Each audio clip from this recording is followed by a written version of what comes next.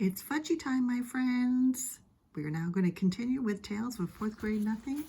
We are on chapter 6. Now, you'll notice something different. You're not seeing my beautiful face. You are going to actually look at the words. So, you can either just sit back, close your eyes, and listen to the story, or you can follow along on the page as I read, or you can also pause and read at your own speed. Totally up to you. So let me just straighten this out a little bit. And here we go with chapter 6. Fang hits town. Fudge liked his new bed a lot. There was just one problem. He fell out of it every night. By the 4th night, my mother and father got smart. They pushed the bed against the wall and surrounded the other side with chairs. Now there was no place for Fudge to fall. But every morning, my mother found him curled up in one of the chairs. My father said they could have saved their money, since Fudge was so happy sleeping in an old chair. On Saturday, we had to go to the dentist. He wanted to check Fudge's mouth again to make sure everything healed all right since his flying experience. Dr. Brown is an old friend of my father's. They went to school together. He's always saying he takes special good care of me and Fudge because we're chips off the old block being my father. His office is on the other side of the park. It's near Madison Avenue. My mother said we make a day of it, and wouldn't that be fun? Well, I'd rather go to the movies with Jimmy Fargo, I told her. But we'll have such a good time, my mother said. The 3 of us will go out for lunch, and then we'll get new shoes for you and Fudge. I've been out to lunch with Fudge, I reminded her. He's growing up, Peter. He knows how to behave now. I'd still rather go to the movies with Jimmy. Well, you're coming with me, and that's that. I wasn't looking forward to my day, and Saturday morning is always the best day of the week. Every Saturday morning, I clean out Dribble's bowl. Sometimes, if Fudge is very good, I let him watch. I do it in the bathroom. First, I take Dribble out of his bowl and let him crawl around the tub. I'm afraid to put him down on the floor. Somebody might step on him. But in the tub, I know he's safe. Next, I take the rocks out of his bowl and wash them. The last thing I do is wash the bowl itself. I really scrub it. I even rinse it 2 or 3 times to make sure all the soap is out. When I'm done with that, I put the rocks back in and fill it with just the right amount of water. After I put Dribble back in his bowl, I feed him. Usually he goes right to sleep on his favorite rock. I guess running around the bathtub really makes my turtle tired. Today I finished with Dribble just in time. My mother was rushing, mumbling about getting us to Dr. Brown's office in time for our appointment. When we were outside, we took the crosstown bus. Then we walked a few blocks to his office. As soon as the nurse saw Fudge, she said, "How's my favorite patient?" She gave him a hug and a little book to read. To me, she said, "Good morning, Peter." It burns me up the way people treat Fudge. He's not so special. He's just little, that's all. But someday, he's going to be 9 years old, too. I can't wait until he is. Then he'll know there's nothing so great about him after all. Soon the nurse said, "Fudge, Dr. Brown is ready for you. Come with me now." Fudge took the nurse's hand. Dr. Brown had this rule about mothers in the examining room with kids. They're not allowed. Mothers are a big problem. Dr. Brown once told me once. I agreed. I looked through a National Geographic magazine while I waited. After a few minutes, the nurse came out and whispered something to my mother. I looked up, wondering what the big secret was. Then my mother said, "Peter, Dr. Brown would like you to help him with Fudge." "Help him?" I said. "I'm no dentist." The nurse said, "Peter, dear, if you'll just come with me, I'm sure everything will work out fine." So I went with the nurse. "What do I have to do?" I asked her. "Oh, not much. Dr. Brown just wants you to show Fudge how you open your mouth and how he checks your teeth." "What do I have to do that for?" I asked. "I didn't need a checkup." "No, I don't need a checkup just then. I just had one last month." "Your brother won't open his mouth this morning," the nurse whispered. "Oh, he won't?" I whispered back. "No, he won't," she said again. I thought that was pretty funny. I never considered refusing to open my mouth at the dentist's office. When he says open, I open. When we reached the examining room, Fudge was sitting in the big chair. He had a towel around his neck, and he looked all ready for action. Dr. Brown was showing him lots of little things and explaining what he does with each one. Fudge kept nodding, but he would not open his mouth.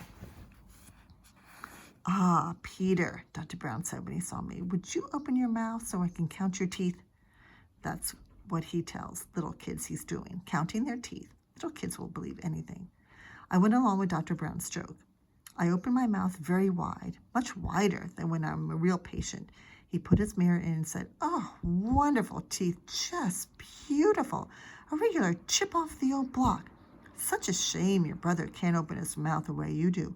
"Can so," Fudge said. "Well, no," Dr. Brown told him, "you can't open your mouth nearly as good as Peter." "Can so, see?" Fudge opened his mouth.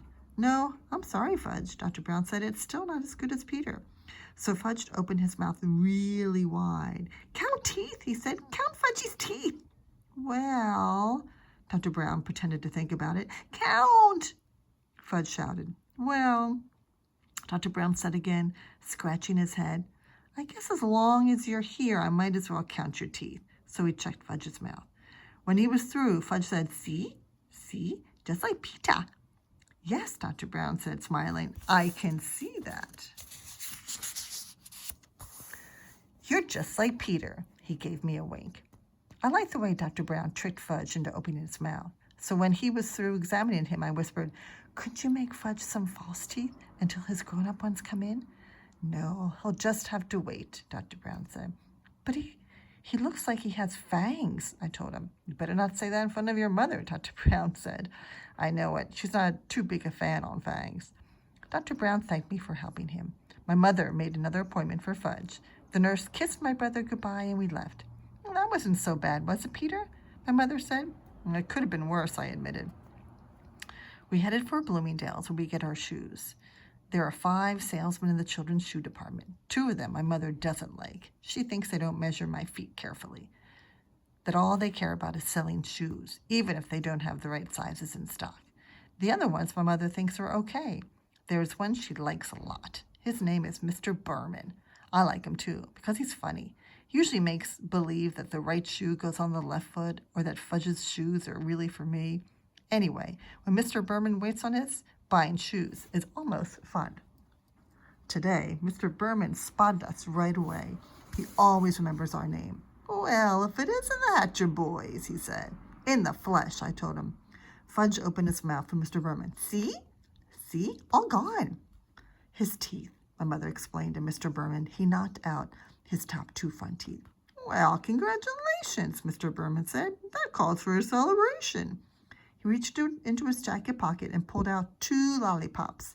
He handed one to me and one to Fudge. "Ooh," Fudge said, "lolly." Mine was root beer flavored. I hate root beer. But I thanked Mr. Berman anyway. "I'll save it for after lunch," I told him, handing it to my mother. She put it in her purse. Fudge got a lemon lolly. He ripped off the paper and started sucking right away. "Now then, what'll it be, boys?" Mr. Berman asked. My mother answered, "Brown and white saddles for Fudge and loafers for Peter." "Okay, Peter, let's see how those feet have grown." I slipped out of my old shoes and stood up. I stuck my left foot into Mr. Berman's foot measure. Then he turned it around and put my right foot in. That's another reason why my mother thinks Mr. Berman is good at selling shoes. He measures both feet. Some other salesmen only measure one. My mother says that feet can be different sizes, even on the same person, and it's important to make sure the size fits the biggest foot. "What color loafers, Peter?" Mr. Berman asked. "Brown," I said. "Same as my old ones." When Mr. Berman went into the back to look for shoes for me, my mother noticed a hole in the toe of my sock. "Oh, Peter, why did you tell me you had a hole in your sock?" "Oh, I didn't know I had one," I said. "Oh, I'm so embarrassed." "It's my sock, Mom. Why should you be embarrassed?" I asked. "Well, it looks terrible. I mean, to come shopping for shoes with a hole in your sock? It's just awful. Can't you hide it a little?" "But where should I hide it?" "Try to get the hole in between your toes so it doesn't show," my mother said. I wiggled my sock around, trying to rearrange my hole. My mother sure worries about silly things. Mr. Berman came out with 2 pairs of loafers. He likes to try different sizes to make sure I'm getting the right one. One pair was much too big, and the other pair fit fine. "Wear or wrap?" Mr. Berman asked my mother. "Oh, wrap, please," she said. "We'll wear the old ones home." I have never been allowed to wear new shoes home from the store. Don't ask me why. but my mother always has a new pair wrapped up, and I can't wear them until the next day. When I was finished, Mr. Berman untied Fudge's shoes and measured his feet. Brown and white saddle shoes, my mother reminded him. Mr. Berman went into the back and returned with two shoe boxes. But when he opened the first box and Fudge saw the saddle shoes, he said, "No." "No what?" my mother asked. "No shoes," Fudge said. He started kicking his feet. "Oh, don't be silly, Fudgy. You need new shoes," my mother told him. "No, no, no," he hollered. Everybody in the shoe department looked at us. "Here's the perfect size," Mr. Berman told Fudge, holding up one shoe. "Wait till you see how nice these new shoes will fit." Fudge kicked some more. It was impossible for Mr. Berman to get the shoes on his feet. He screamed, "No shoes! No, no, no!" My mother grabbed hold of him, but he was wiggling all around. He managed to give Mr. Berman a kick in the face. Lucky for him, Fudge only had on socks. "Now look, Fudge," my mother said, "you must get new shoes. Your old ones are too small. So what kind do you want?" I don't know why my mother bothered to talk to him like he was a regular person, because when Fudge gets himself into a temper tantrum, he doesn't listen to anything. By that time, he'd thrown himself onto the floor where he beat his fists against the rug. "What kind do you want, Fudge? Because we're not leaving here until you have new shoes," my mother said, like she meant it. I figured we'd be there for the rest of the day, or maybe the week. How could my mother have been embarrassed over a little hole in my sock and then act like nothing much was happening when her other son was on the floor, yelling and screaming and carrying on? "I'm going to count to 3, my mother told Fudge, "and then I want you to tell me which shoes you want. Ready? 1, 2, 3. Fudge sat up. "Like Pita's," he said. I smiled. I guess the kid really looks up to me. He even wants to wear the same kind of shoes. But everybody knows you can't buy loafers for such a little guy. "They don't come in your size," Mr. Berman told Fudge. Yes, yes, yes, like Pita's," Fudge hollered. Mr. Berman held up his hands and looked at my mother as if to say, I give up. But my mother said, "I have an idea." She motioned for me and Mr. Berman to come closer. I had the feeling I wasn't going to like her idea, but I listened anyway. "I think we'll have to play a little joke on Fudge," she said. "What do you mean?" I asked. "Well, suppose Mr. Berman brings out a pair of saddle shoes in your size." And "Oh, no," I said, "you're not going to get me to wear saddle shoes. Never." No, let me finish," my mother said. "Mr. Berman can bring them out, and you can try them on, and then Fudge will think that's what you're getting. But when we leave, we'll take the loafers." "That's mean," I said. You're taking advantage of him." "Since when do you worry about that?" my mother asked. "Since now," I told her. "Look, Peter," my mother said, checking her watch, "it's 12 o'clock. I'm starved." "Oh, me too," I said. "Well, then if you ever want to get some lunch, let's try my idea." Okay, I said. I sat back in my chair while Mr. Berman hurried to the stockroom. Again, Fudge looked up at me from his position on the floor. "Like Pita's," he said. Yeah, sure, Fudge," I told him. Mr. Berman came back with a pair of brown and white saddle shoes in my size. I tried them on. Oh, did they look ugly. "See Peter's nice saddle shoes?" my mother said. "Now, Fudgy, try on his nice saddle shoes." Fudge let Mr. Berman get him into his new pair of shoes. "See?" he said. "See, like Pita's." He held up his foot. "That's right, Fudge," I said. "Just like mine. You sure can fool little kids easy." "Wear or wrap?" Mr. Berman asked my mother, while Fudge walked around his new shoes. "Oh, wrap, of course," she said. I wonder what my mother would tell Fudge tomorrow when I wore my new loafers. Oh well, that really wasn't my worry. It was her idea. When Fudge was back in his old shoes and our packages was ready, Mr. Berman gave my brother a striped balloon. He offered one to me, too.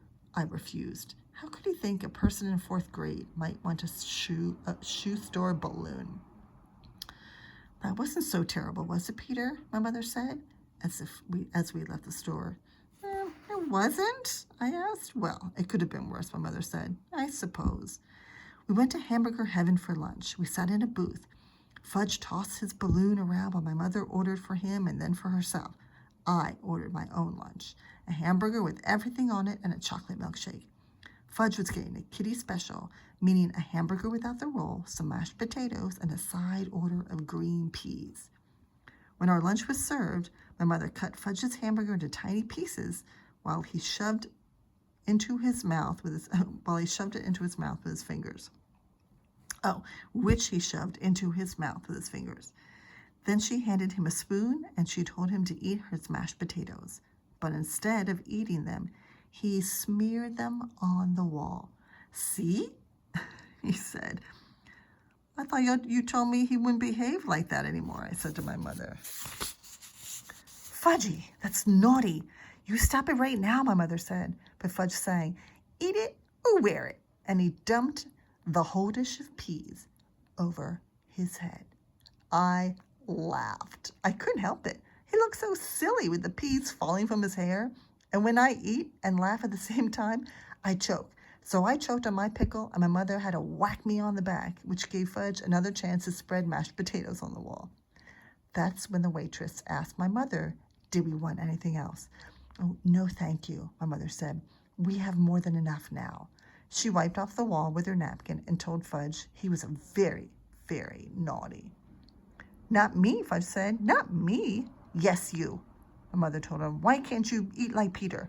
See how nice Peter eats? Fudge didn't say anything. He just stuck his fork into his balloon. It popped, and he screamed. Oh, gone. One more balloon. More. Shut up, I told him. Can't you ever act human? That's enough, Peter, my mother said. She should have slugged him. That would teach the brother of mine how to behave in hamburger heaven. We took a cab home. Fudge fell asleep on the way. He had his fingers in his mouth and made his slurpy noise. My mother whispered to me, our day wasn't that bad, was it, Peter? I didn't answer. I just looked out the taxi window and decided that I would never spend a day with Farley Drexel Hatcher again.